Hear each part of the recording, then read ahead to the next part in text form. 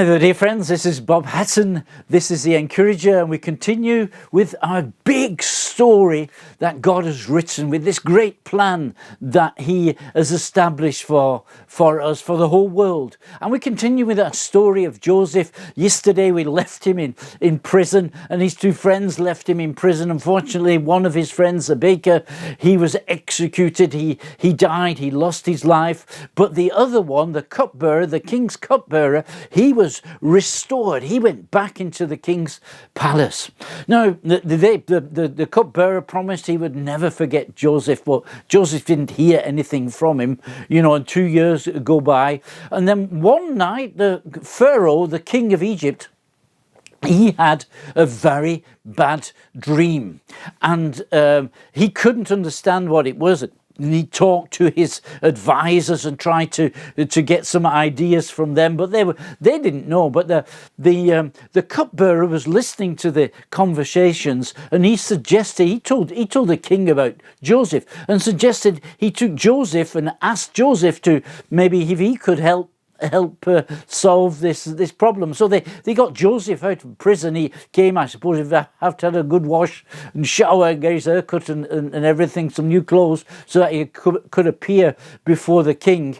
And the king told him what his dream was, that he'd seen seven very fat cows come out of the river Nile, and they were followed by another 7 cows which were very scraggy, and these scraggy cows, they ate up the 7 fat cows. What could that mean? Well, Joseph said, God, the Holy Spirit, gave him the interpretation to the dream. But he says, you know what that means, King? It means that we're going to have 7 years of abundance. That's the 7 cows, the fat cows. We're going to have 7 years when there'll be a big harvest and there'll be abundance. But they will be followed by 7 years of famine. And if we're not careful, these 7 years of famine will eat up all the provision that we have from the 7 years previously. Oh, that's interesting. The king said, what do you think we should do? Well, what you should do, King, you should appoint a man to build warehouses, to build storehouses where they can put the abundance of grain, maybe raise taxes so that in these 7 abundant years, people will bring a certain percentage of their harvest and it will be stored away so that in the 7 years of famine, we can distribute it amongst the people. And the king was so excited about this plan. He says, that's a good idea. Joseph, you can be this man. And Joseph was exalted to be the second person in the kingdom. And during the first 7 years, that's what he did. He started to build storehouses, and the abundance of grain was put in there so that in the 7 years of famine, they could distribute the food to the people. And they didn't just do it for Egypt, they also did it for the whole world.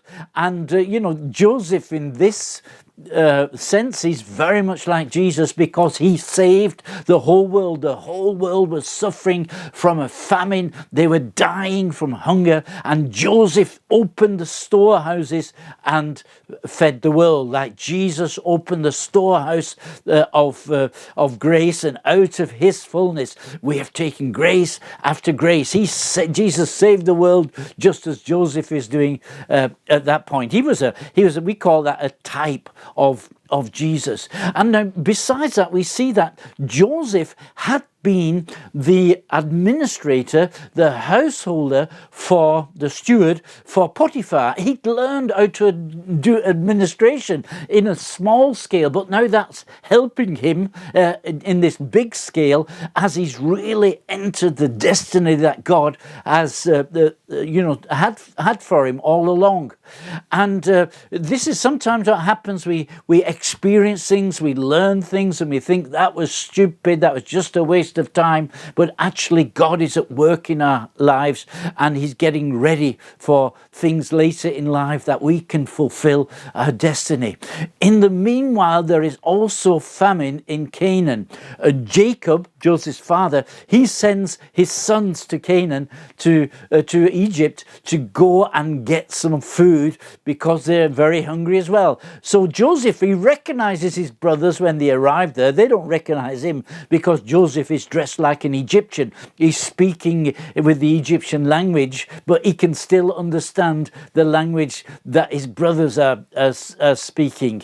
And it takes too much time to explain all the details, but he does send them back and said, come back and bring all the brothers. I want to see them. So that's what happens. He has to trick them a little bit, and then he tells them who he is, and they go back and they bring his father and they welcomed into Egypt. They get a place to live there, and it's actually God, just putting things into position, as he already told Abraham. This is what is going to happen.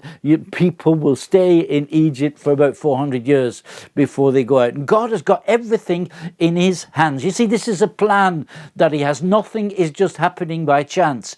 God has got a plan, and he's also got a plan for the whole world, but he's got a plan for your life as well. Just look at this, how God's hands on Joseph. I wouldn't have wanted to be a slave and gone to Egypt. I wouldn't have wanted to be separated from my family at that time. But this was God's plan, and he was teaching him, he was getting ready. He was going before his brothers and his father because God wanted to prepare something. God wanted to save them. Now, Paul says in the New Testament, I am absolutely convinced that he who began a good work in you will also complete it. And this is something that is so interesting. God has this huge plan for the whole world, his big plan. We're looking at that in these days, but God has also got a plan for your life. And it's like you may be just a little cog in this machine, but it's important that you are there to make the machine turn and to make it go on. So I'm finding this story that we've now started, the story of the Bible, the big plan that God has got for us, the big picture that he's painted for us. I am finding this absolutely exciting because God is at work. Well, that's it for today. So I'll see you again tomorrow. God bless you. You're Bob Hatton, your encourager.